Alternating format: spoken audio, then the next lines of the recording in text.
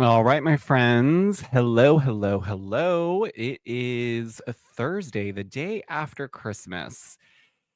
Boy, oh boy, I hope Santa gave all of you what you guys asked for this year, but only if you guys were on the nice list. But all jokes aside, I am happy to be back with you guys. It is still a weird week. I know people are off, people are kind of doing their own thing. It's that weird week. It's the last week of the year. I can't believe another year has gone by. It feels like time's moving by faster and faster every year, every day I wake up. I feel like time's just flying. Anyways, I hope you guys are all doing well. I hope you guys enjoyed time with your loved ones, anyone that you chose to spend the holiday with. We are here today. As you can tell, we're catching up on the Bravo news cycle. There's been a couple things out there, and I figured let's just dive into all of them so we can all be caught up to speed. Um, but aside from that, I do want to thank everyone who streamed and listened to Taglines and Tinsel, my Housewives Christmas album. Uh, I'm not one to listen to Christmas music once the day has passed, but I do know there are some people that still like to enjoy some holiday music until the new year. So if you are feeling in the holiday spirit still and you still want that Christmas music, go ahead and stream the album. You can stream it anywhere you stream your favorite music. So thank you to all of you out there who are supporting that. Um, I think that's all. I'm trying to think if there's anything I wanted to tell you guys before we jump right in, because I know it'll come to me once I'm in the thick of it, and then I don't want to backtrack because that's annoying for you guys. Anyways, I don't think I have anything. It was a pretty quiet Christmas for us, which I liked. It was me, Jeff, my father-in-law. Jeff cooked, he made bread. A lot of you guys were commenting on Instagram because I was posting his reels. He is full on into cooking, baking, and we have so many exciting things. So yes, we were just chilling, enjoying ourselves, enjoying just relaxing and watching Christmas movies and eating. But now we've got to slowly peel ourselves out of that. And it was back to reality because this morning we went back to the gym and trying to close out the rest of this week because tomorrow is Friday. And the whole day today, by the way, I thought it was Monday. I really did. I was like, this is such a weird week. I hate when Christmas falls on what was it, Wednesday this year? Anyways, all right. Anyways, I'll stop blabbing so we can jump into what we're here for. So let's dive in.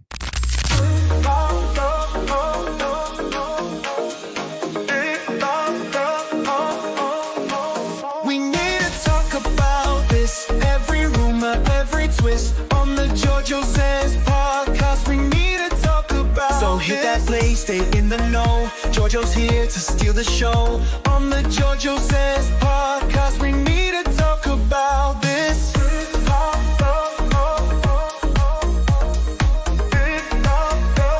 We need to talk about this. All right, let's get into it. Okay, so where do we start? Well, let's start with PK was on I don't know the name of it. It's the Bravo podcast. Alex Baskin is the host. Alex Baskin is an executive producer over at Evolution, or still is. And he pretty much is the host of this podcast. And what he does is he brings on different Bravo Lebs from the Housewives franchises, and they all do what seems to be a podcast interview. Now, I know a lot of you guys have had a lot of comments around that particular podcast because obviously they're not going to go as far or as deep with some of the questions just because they work for the same family, so they're not going to do that, obviously.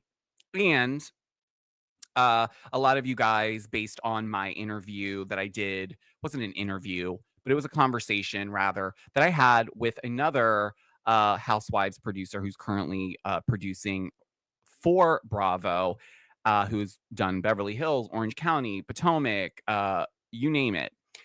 A lot of the feedback, though, you guys didn't like that he was not, I guess, giving all the tea or the insider information.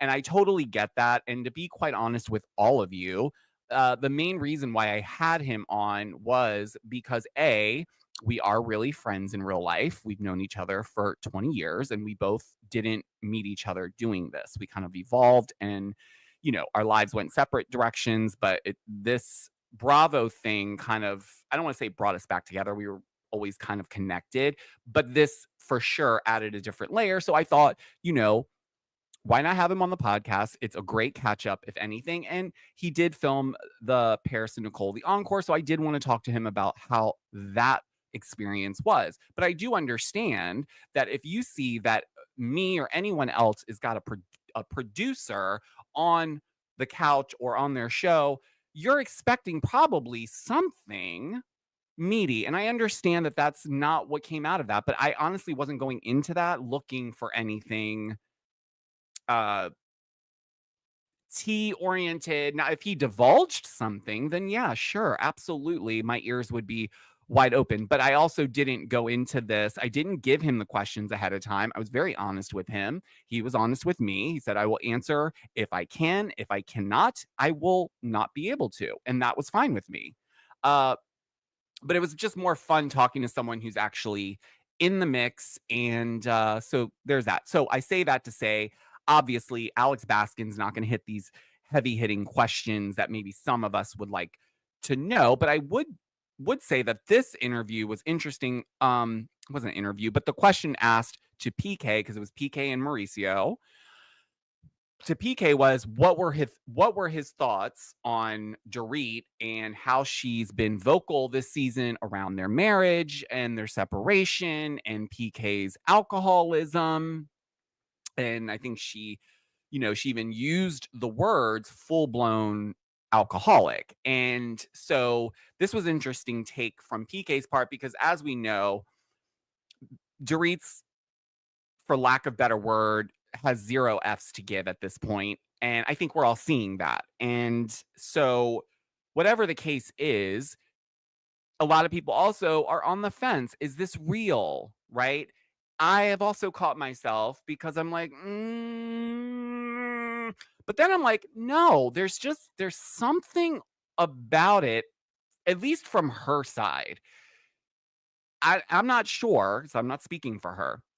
However, I think when you've had to be okay with things or make things seem like they're okay all the time and not be real, or not, I guess you could say, do your job for the last however many seasons you've been on this show.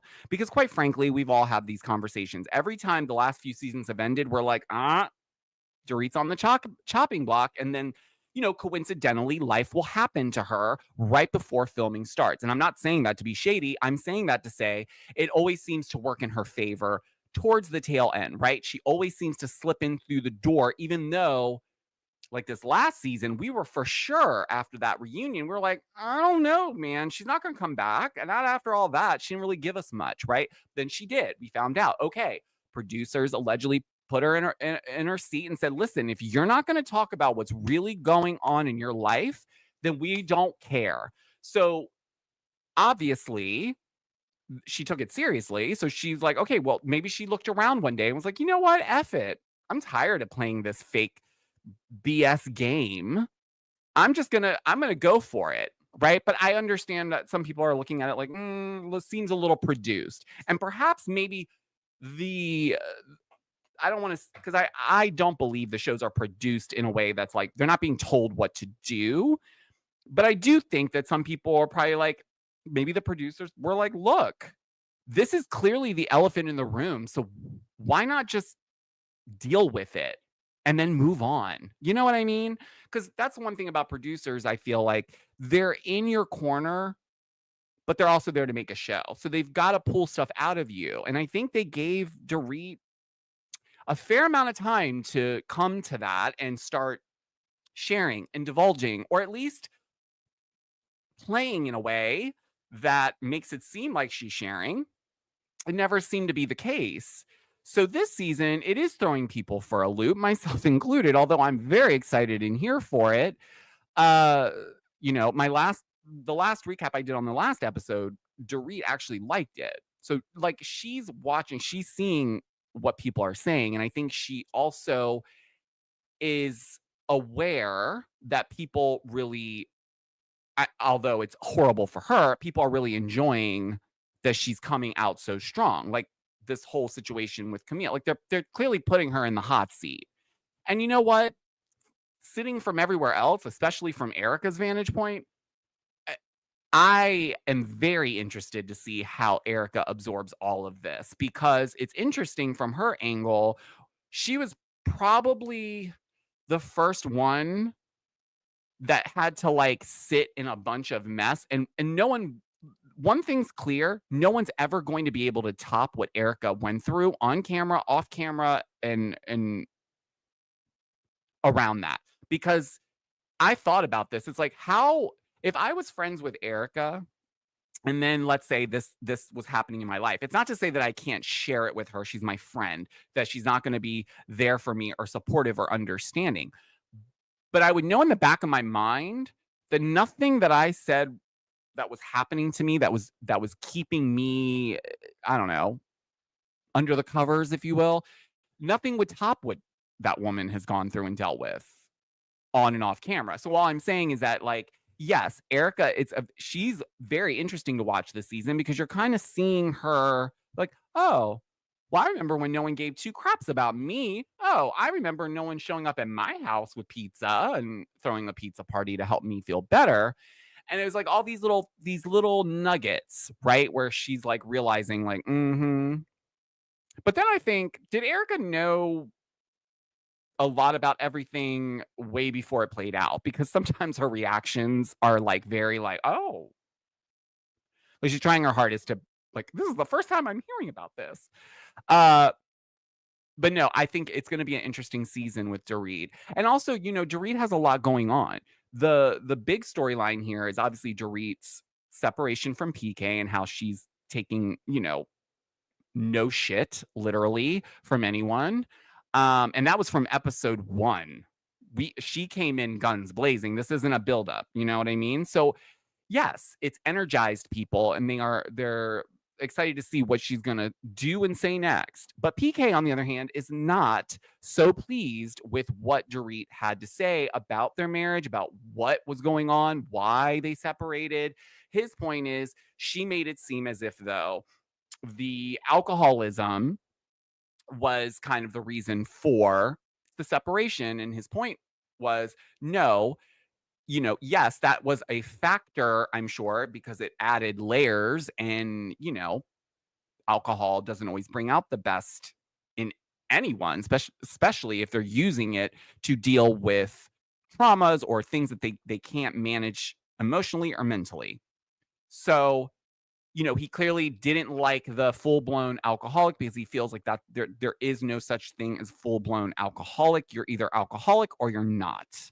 So there's no levels to it, right? He's also being clear and saying that he went through the program. Dorit has not. So to be fair to her, you know, she's not going to be able to just come down off of whatever resentment she had just because PK decided he was going to go do something about it, which is great. And I applaud him for that. And I think he said he was at the point of recording that podcast, he was sober 12 months and 2 weeks. So shout out to PK and anyone out there who is working diligently to stay sober. Good for you. Good for you. I'm always rooting for anyone that is self-aware enough to know that they've got to do something like be sober or not be around certain people because it doesn't bring out the best in them and it may trigger some bad habits or behaviors. I always applaud that. So no, it's not wrong that PK is clear-headed and can maybe now see things clearer. That's great if they are to go the road of repairing their marriage.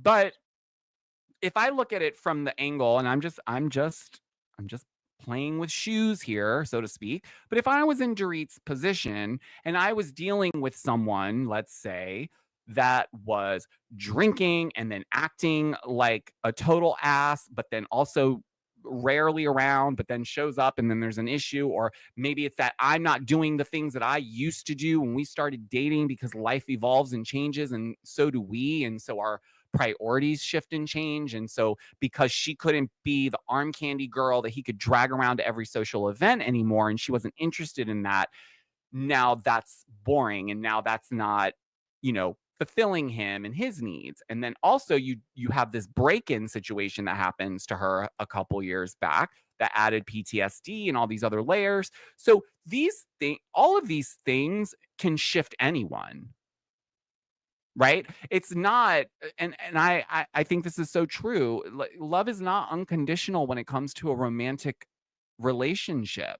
So it's not because Dorit sees that PK's sober now, she's supposed to just join in on this parade. Yes, she should support him. He's the father of her children, but she still has her grievances that probably need to be sorted out. And because he's now sober, that can't just be the wipe slate clean of everything. You still have to be accountable for the things that happened even when you were drinking, right? So I think for her, I don't know. I think this is real. This feels like a real separation that's playing out publicly. They're doing their best. I think Dorit is trying to make sure she is holding on to her bag, because if she is in fact going to divorce this man, she's going to need a job, right? So listen, I'm going to keep watching, obviously, but I think it is interesting that a lot of people think this is produced. Maybe it is. And if they are, wow, they're really great actors, because some of this, I don't know if you can fake all the way through like this. I just don't. But who am I? Who am I? Okay, we need to talk about New Jersey. We do. And no, there's no real update. But there are 2 cast members who have since come out, because he is so sick of everyone. Is everyone asking about it though, or is he constantly talking about it? I just can't tell, because I don't see it as much anymore. I don't really see a lot of that chatter online or on my timeline where people are like, "Oh my God, Teresa, Melissa, are they coming back? They're not coming back. Show's canceled." I haven't heard anybody griping about it. But Andy keeps talking about it. But then in this last situation, he basically said, stop effing asking me about it, because we're not going to give you any information for at least another year. So it's off the table. We're not getting a new season. Not in 2025. Per Andy Cohen. Okay, fine. For me, I felt like I didn't even ask. I'm not even bugging anybody about this. I get it. There's a lot of stuff there's a lot of dust and egos over in New Jersey that need to settle before anyone can get back to a meeting room and discuss anything about casting. And no, I don't think they want to jump to recasting it, because I think they do know that that's going to take a heavy hit on it. But you know what? I don't know. I really don't know anymore. I think sometimes certain cast members, when they've been on for too long, it starts to mess with their ego and their reality. And I think they have more power than they actually do. And what I've learned in the multitude of areas of professions that I've worked in, and predominantly the beauty fashion space, you're as good as yesterday, babe. No one cares. You're great until you're not. And if you piss the wrong people off too many times, you are replaceable. Everyone is. Everyone. I'm replaceable. You're replaceable. Everyone is. So I think there's a lot of ego when it comes to this particular franchise. But we had 2 cast members speak out about this, and Melissa Gorga was one of them. And a lot of people didn't like her stance. They thought it was a bit cocky. They thought it was a bit much and out of line. I think it's coming out of frustration. So basically what Melissa said is, she doesn't understand why it would need to take that long to decide something. If they're going to recast, okay. But in her mind, there's still there's prime meat on this cast still that you could bring back. So why aren't they discussing it? So look, I don't know what's going on behind the scenes. Perhaps they are talking to them, and everyone does have an ego and is like, no, I'm not doing that. No, I'm not going to put that. I'm not putting up with that. I'm not filming with her. If she comes back, consider me gone. I don't know what those conversations are really like, But from Melissa's point of view, That is a long time. And her last point was, if you wait too long, you might not have a cast to come back to. Oh. Oh. You may not have a cast to come back to. Don't wait too long. You'll miss the boat. You'll miss the train. I think that part is what really irked everyone, honestly, is if you wait too long, you may not have a cast to come back to. Again, we don't know what the discussions behind the scenes are, right? Why is she saying it like that? Why is Dolores amped up? Why is she pissed at her castmates, right? Well, Dolores kind of saying what I've been saying. It sounds like an ego problem because that's exactly what Dolores said. She's irked at her castmates because in her mind, she's like, this could have been solved at the finale. It could have been solved at the finale, but it wasn't. Dolores even went as far as saying she talked to a therapist on the way to the finale to get tips and pointers on how to try to resolve this. She was really trying to resolve it, but not, yes, I believe she was trying to resolve it for the greater good of everyone in the group, but also to help save everyone's job, because that, you can't do a show if there's a split cast. We saw that play out and it didn't work. The viewers didn't like it. We didn't even get a reunion. So, I mean, I don't, look. But my other thing is, no, Bravo, take your time. Take your time, please, because the last thing we need is a rushed reboot that flops. RHONJ, I'm talking to you. But then I can't be mad at those girls either. It's not their fault. You know, the RHONJ cast is not to blame for this. They're doing what they're told. They're doing what they're told. So they're just living. They're just living in front of the cameras knowingly. Whereas we as viewers love it when they're not aware of the cameras so much. We don't want another franchise reboot like that. We don't want a bunch of new girls in New Jersey who are aware of the cameras and are just constantly looking to find a way to make a moment happen, because we can see through that. So yes, take your time, Andy. Take your sweet time. But do I think it does suck if you're missing out on a check? Checksa? Yeah, that would suck. Imagine if your job was like, you know what? Sorry, guys. We're putting your job on pause for at least a year until we figure out if we're going to bring you back or not. I hope you're okay with that. Like, yeah, you'd feel some type of way. So, I mean, at the end of the day, this is a job for them. No one's doing this out of the kindness of their heart to entertain us. They're being paid. So, I get the frustration from Dolores' side because, yes, I don't know who exactly she's referring to on the cast that's being so egotistical. I can't imagine that Teresa's not included in that, because I feel like at this point, when you look up ego, Teresa is in there with her picture. Anyways, the point is that there is a lot of ego, but it sounds like it's coming down to Teresa and Melissa. That's what it sounds like.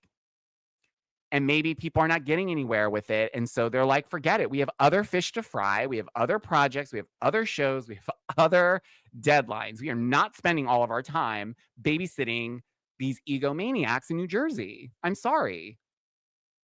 And also, like, if you guys do come back, I hope you guys learned from this to either, like, stop going for everyone's jugular. Stop going on X, Twitter, and hiring these trolls to do all your dirty work so that you have story. Talk about what's going on in your life. Talk about what's really going on in your life. Let's go back to that. Stop looking up people's past from 1987. Stop hiring private investigators. Stop. Just focus on what's happening in the group. I think that if we could do that, we could move the train. But we can't move a train when we don't have anybody to get on it. You're not bringing back this cast, clearly, or they would have. They would have. So my guess, we probably won't even hear an announcement about the next season until like close to 2026. That's my guess. or they'll start ramping up for production around the end of 2025 so that we'll get something in spring of 2026. That's being super positive and optimistic. But at the rate that things are going, it doesn't sound like anyone's prioritizing it by any means. Excuse me. Let me take a sip. But yeah, it's insane. It's insane that it's going to take another year essentially to even just hear what's happening. If some of this cast is coming back, if none of this cast is coming back, like, oh man. All right, well, let's talk about Salt Lake City for a little bit. The first part of this, I just want to say I've seen a few videos on my TikTok feed today, and listen, you guys know I love my baby gorgeous, but I also know that Lisa Barlow knows how to be a housewife. Okay? And I think a lot of you misconstrue that she's being this is the quintessential housewife behavior. Lisa Barlow is, if you were to describe the classic housewife from what we all have been watching and loving since its inception, if you put up a description of what that is, you would slap a picture of Lisa Barlow next to that description, because that is why she's on the show. She is good at being being Lisa Barlow. Like, I can't explain. There's no words to explain her. She's got a very good understanding of what this is all about, and I love that for her, because at the end of the day, reality TV, we all know at this point, isn't in real time. We know that scenes are set up, organized, scheduled.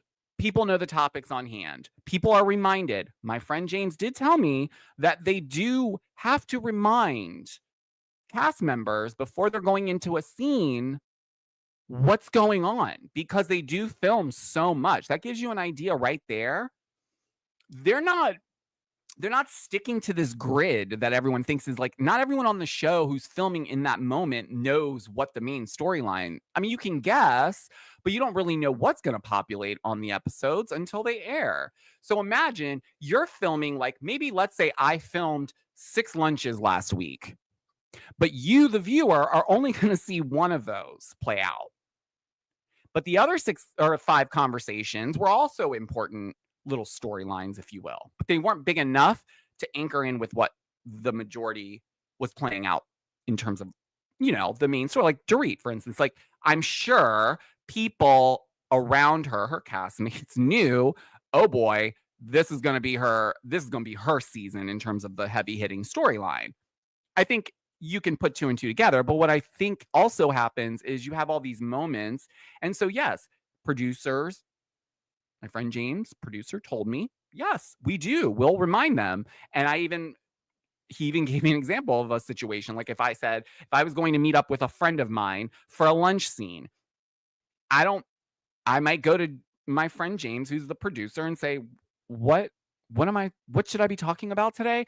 Because maybe there was a couple of different things and I don't remember. So that's interesting to me. And the reason why I say that is there's so many factors that go into filming a reality show. And I did see a couple of videos that I did think were a little bit much in terms of the deep dive on the persona, I guess, of Lisa Barlow and how out of touch with reality she is. And then going as far as saying that she's credit card rich, not really wealthy. And then, I don't know. To me, when someone is that triggered by someone like a Lisa Barlow, that means keep her right where she is, in my mind. She's not pissing everyone off to the extent of, like, God, get her off my screen. She just pisses you up just enough, but you can't stay mad at her either. At least I can't. I don't think I've ever been mad at anything that she's done as a housewife. But, everyone has their opinions about stuff. I just found it interesting that I saw 2 videos this morning that were over 2 minutes long, going on and on and on, just bashing Lisa Barlow. And I just was like, this is so confusing to me. I think she's a fantastic housewife. And I feel like she gets the bricks thrown at her every season. from someone. Like, I feel like she takes on a lot. She's not just skimming through, you know? So I think that first of all, the Salt Lake women in general, they're putting in the blood, sweat, and tears. So thank you to them because they are clocked in. Mary Cosby this season, if you didn't like Mary Cosby before, 9 times out of 10, you like her now. And I've always had a spot for Mary Cosby because I always felt like, okay, she can't be like this all day. There's so many different layers to people. This is just an edit, right? So, okay, fine. But this season, we're seeing a different Mary, right? We're seeing the mother. We're seeing the one who's trying to do everything in her power to protect her son and be there for him. And so there's these moments. You also have this friendship with Angie K, another great housewife. Phenomenal. And I'm not saying that because she's Greek, but that makes it great too. No, but she's phenomenal. And I love her and Mary's friendship. I think it's so genuine and authentic, and you can tell that they understand each other. I think that's one thing maybe that is you either learn to understand people or you don't, and that's fine. But I feel like Angie took the time and gave Mary the space to let her know, like, hey, I do genuinely want to get to know you. And I think Mary received that. Clearly, they're great friends. We saw them, like, Mary was not thrilled when she walked in to see most of the ladies. And as soon as she went and saw Angie, it was like 2 screaming best friends. And I loved every second of it. But I do know one lady in Salt Lake City who is absolutely, like, on cloud 9 right now, just for this one simple confirmation post that occurred over the holiday, I guess. It was a couple days ago. Christmas Eve. You guys can check me if I'm wrong. I think it was Christmas Eve. Jared Osmond made it Instagram official. Okay? He has made it official with Britney. He's now calling her his girlfriend on Instagram. So, ladies, back off. Jared's taken officially now. So don't even try it. Britney didn't go this far to go home now. Jared is hers. She worked hard for it. But can we get real about this, though? The fact that this man has dragged this woman up and down the stairs with giving her nothing, but then as this season's played out, he sees that, oh, Britney's catching on. She's quirky. She's funny. She's a little annoying, but we like her. Oh, this is my ticket. So this, to me, first of all, I hate to be this way, but at this stage of life, calling someone your girlfriend on Instagram is a bit juvenile, Jared and Britney. But it's like, just, I feel like if Britney's not careful, Jared Osmond's going to take her potential snowflake and she'll still be friend up. Like, I don't get it. He clearly just wants to be famous. And I don't believe he actually cares about Britney at all. I think he cares about her as far as she'll take him. So if she doesn't land a spot on the show next season, I don't know how long that boyfriend-girlfriend thing's going to last. But then she had to make her own post, obviously. So she made her post where it's just a video of them walking up to the camera and then they just give each other a nice, passionate, sensual kiss. It was so sensual. First of all, I think it's really unnecessary. He already made the post. Britney, we know.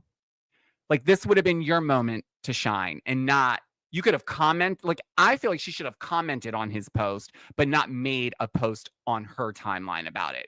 Because now it's starting to look like he got you right where he wanted you and you're real easy. Because all you really wanted was a title of girlfriend. And now you're like, it's official.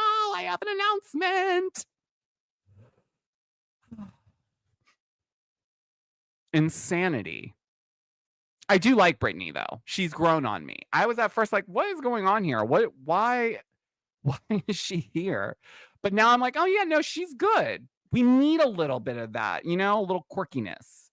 Uh, but anyways, Salt Lake City is hitting the mark. They are hitting the mark. And they also said Monica who? Because I honestly haven't thought about her. No, I don't mean this in a shady way. But everyone last night was like, you wait until next season. They're not gonna have anything. Well, between Meredith Marks, you know, bangs or whatever that was, and all the other craziness that's happening, I don't like to me, I welcome this chaos more than last season. That was a little too dark for me. I understand that's telling your story, but there was so many convoluted angles to it. It was hard to understand what was authentic, what was not. But nonetheless, it seems that Monica's doing just fine. She was even featured on an episode of House of Villains. So, she's still getting her bag here and there. She'll be fine. I wouldn't be surprised if they brought her back down the road. I wouldn't. I don't think they've completely signed her up. Although I don't know. She's gone on a trail of talking poorly about, production, the cast. I don't know. But there doesn't seem to be any rules to this, right? Because if they like you, they'll bring you back. All right.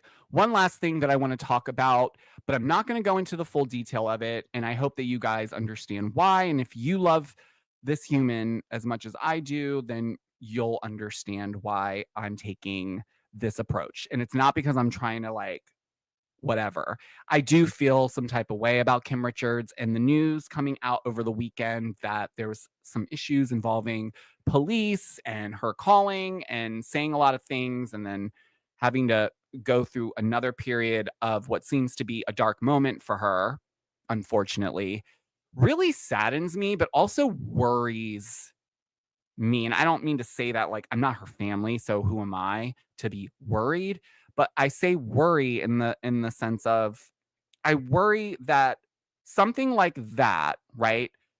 Okay, and I'm going to say it's alleged, but unfortunately, 9 times out of 10, specifically in these situations, it's someone from the inside, in my opinion, that leaks this to the TMZs of the world, because who would have known about this? Honestly, who would have known? I'm not pointing any fingers. I just think it's kicking someone when they're already so down.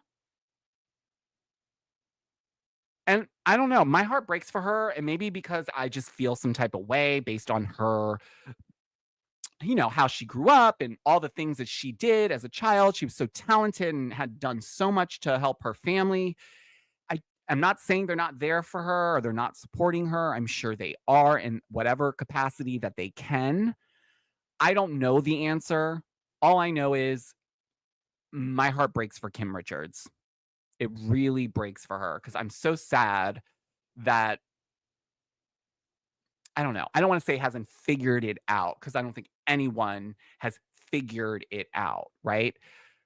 I just feel bad that it seems like she's actually in a situation where there is a wealth of resources and whatnot. And I'm not saying that they're not being offered to her because again, they have to want it. But I don't know.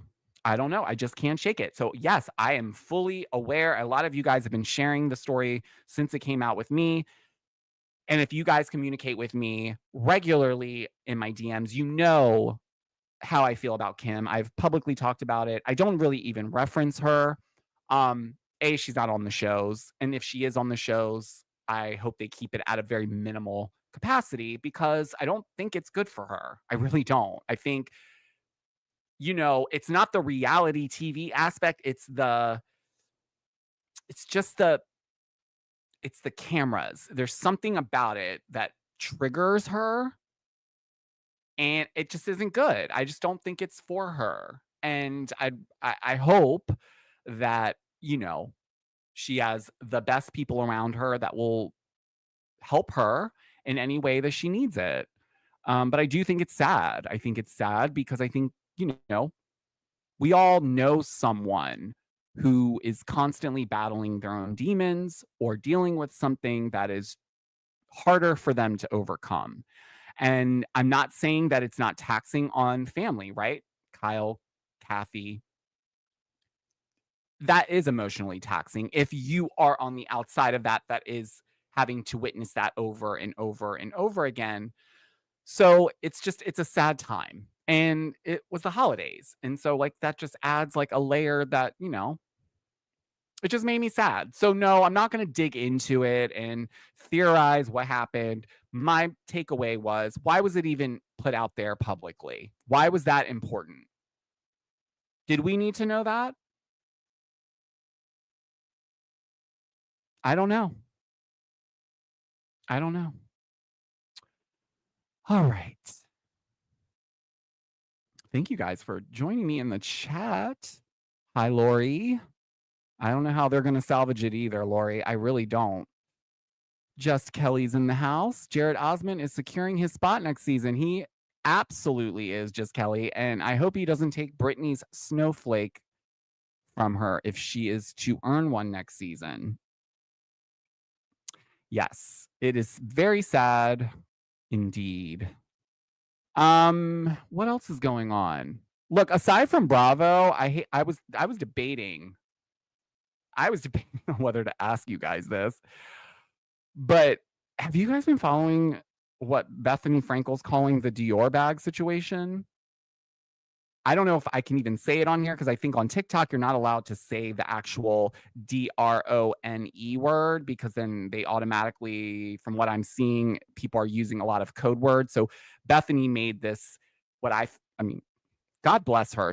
I don't even think she realizes that the things that come out of her mouth that go viral, I don't even think she even comprehends it. So she ended up using a different code word because she jumped right on this. And I am very much I'm very interested in this part of the curriculum, if you will. So I'm very much invested in the UAP situations, the ETs. I've studied and listened to Dr. Greer. If you know, you know. Anyways, if you have been sleeping under a rock, then maybe you've missed that there has been a lot of drone action that started about, I want to say 5 weeks ago, mainly over like certain areas of New Jersey, New York, but now it's ramping up. And so it's getting interesting because the media isn't really talking about it as much anymore. So it's making people think that it's like a one and done. But then when you go on TikTok, there's a whole part of TikTok where it's just people sharing. And I'm not talking about videos that look like they were filmed with a potato. You know what I'm talking about. When people are like, I have it on camera, and it looks like it was their cell phone. It was like migrated from like 1992. It's like, what camera is that? This footage is crazy, like crazy to see that people have these things hovering over their homes. Wait, hold on. Lori said, I saw so many by my house and now I'm like, meh. I was hoping it was aliens and they would take me. Listen, Lori, I don't know if they're all of those drones or UAPs. A lot of people are saying that the UAPs that are hovering and are like car sized. Some of them, like, because a lot of people are saying they're just normal airplanes, but there was one TikTok I saw where the guy filmed for a long time. And not only the drones now, we have these orbs. Am I going off the deep end? This is a Bravo channel, and I'm starting to sound like those people. But it's literally on it's all up and down my timeline. Okay, Lori's in New Jersey. It is bananas. So it is happening, and it's ramping up. Like people in Florida I saw someone in Florida say that they've started seeing them. Chicago. It's crazy. We're in this like weird time, but I also, I don't know it's hard to tell what's what anymore. So, That's where I'm going to leave it, guys. It's absolutely not airplanes. But if you go on TikTok and you could try type in DRONE. If you just type in Dior bags, Bethany has changed the terminology into this Dior bag code word. So now people in the comments, like, they can all conversate about it as long as they don't use that word and they say Dior bags or whatever else, like skyfish, whatever you want to call it. It doesn't get flagged apparently. But no, my dear, you're not too late. You just got to the good part. We're talking about the drones. Did you think you were going to come here to talk about Bravo today? No, we're talking about UAPs and ETs. So this is crazy. Okay, so people are talking about it. I'm not going crazy. It's not just on my side. Yeah, if you guys have been seeing them, please share it with me. I would love to open up a conversation, even if it's in a DM group chat. If you guys want to DM me or someone wants to start one and start sharing, I would love to unpack this more. I'm so into this. You have no, this is like my second passion outside of reality television and Bravo. Danny, Gossip Girl, happy holidays, my love. How are you? I hope you had an amazing holiday. We're talking about the drones. I don't know if you know what I'm referencing when I say that, but if you know, you know. And if you do know, I'm telling people if they want to come into my DMs and share if they've seen any or if they have any footage, I'd love to see it. Bravo. I'm going to change my channel to Bravo and Drones. Holy moly. Okay, Lori, you need to get on TikTok and start sharing. Going out to dinner, we saw about 6. Oh my gosh. I'm wondering when, because I'm in the DMV area. Correct, Lori. It's Dior. We have to call it by its code name. They're on to us. I haven't seen. I'm over in the DMV, so I don't know if they have a thing because maybe they don't want to come near the DC area. I don't know. I would for sure be outside trying to capture some footage because I love that.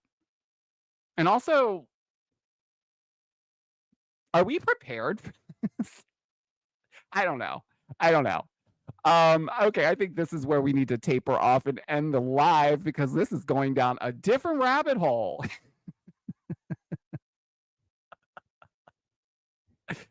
Oh man, the chat lit up with the drone conversation or the Dior bags conversation. Sorry. But any rate, guys, thank you so much. It's been an amazing 2024. I know the year's not over yet. We still have a few more days left in the year. And I hope, well, I'll say this. I'll say what I've learned, and hopefully you can take what resonates and leave what doesn't for yourself. But I will say for myself, what I've learned is don't second guess yourself. Don't second guess yourself. Don't second guess your intuition on something, and stand up for yourself. Stand up for yourself. Taking the high road all the time doesn't make you better. It also doesn't call out an issue if it's a repetitive one. So my stance is I'm going to stick up more for myself. And I don't mean that in a combative way. I mean that in if I don't feel like my boundaries or my values being respected, then I'm going to stand up for that at all costs. And I would say the same for all of you. It's a crazy world out here right now. I know it can get really dark and it can get really scary.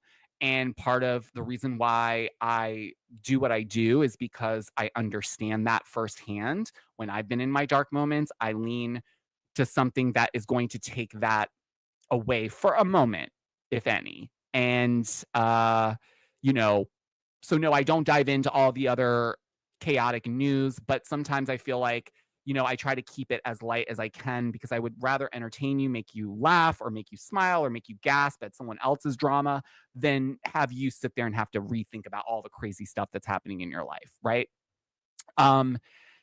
Second to that, officially, I will be going live Monday through Friday at 4 p.m. Eastern Standard Time. These are not one-offs. I have been trying to meticulously take my time and making sure that whatever time I picked would be the same time so that I could respect all of your time and also have you guys have something to look forward to. So Monday through Friday, 4 p.m., YouTube live. I'm still working on how to migrate that out on for Instagram and TikTok. So to be continued there. But right now, this is what I'm going to be doing. And you'll be seeing a lot more of me on YouTube. And not because of a potential ban on TikTok, just because I jumped in over here for a second. It got a little overwhelming, I'll be honest. And so I took a step back and I'm ready to hit the ground running.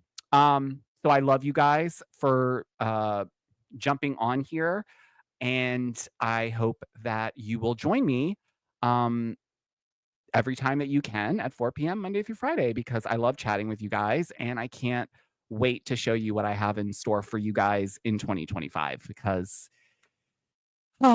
things are changing. But anyways, you guys know I love you. If you ever need to chat, doesn't have to be Bravo. Doesn't have to, I'm here. I love to talk about everything under the sun.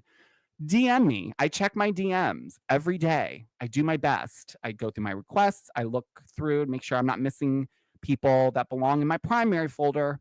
So don't ever hesitate to reach out.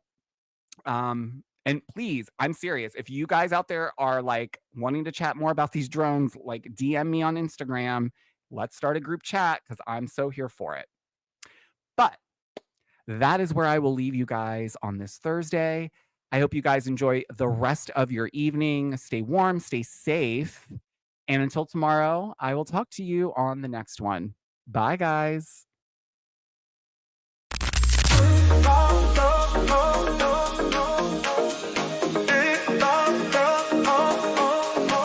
We need to talk about this. Every rumor, every twist on the Georgio says podcast. We need to talk about. So hit that play, stay in the know. Georgio's here to steal the show on the Georgio says podcast. We